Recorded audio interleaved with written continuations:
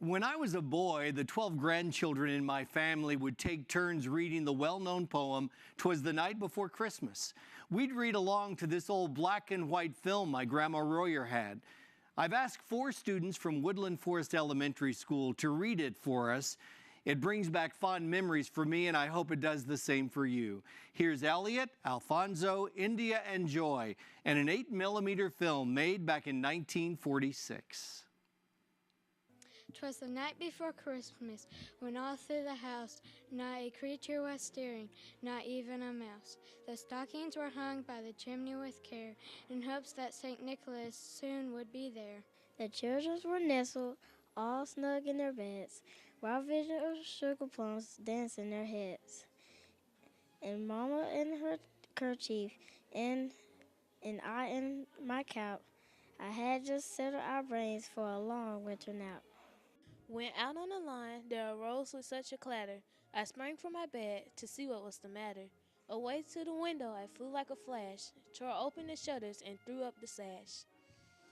The moon on the breast of the new fallen snow gave the luster of midday to the objects below, when what to my wondering eye should appear but a miniature sleigh and 8 tiny reindeer, with a little old driver so lively and quick, I knew in a moment it must be Saint Nick. More rapid than eagles his choruses they came, and he whistled and shouted and called them by name. Now Dasher, now Dancer, now Prancer and Vixen, on Comet, on Cupid, on Donder and Blitzen. To the top of the porch, to the top of the wall. Now dash away, dash away, dash away all. As dry leaves that before the wild hurricane fly, when they meet an obstacle, mount to the sky.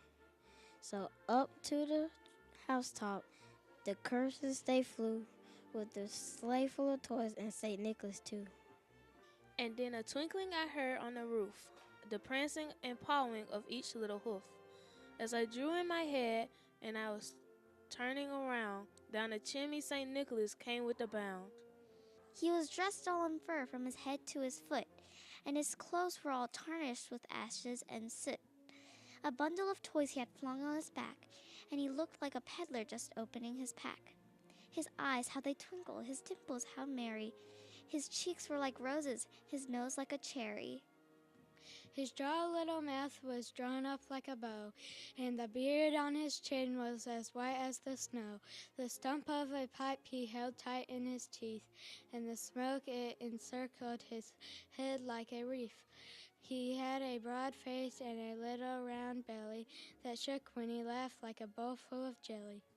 He was chubby and plump, a right jolly old elf, and I laughed when I saw him, in spite of myself. A wink of his eye and a twist of his head soon gave me to know I had nothing to dread.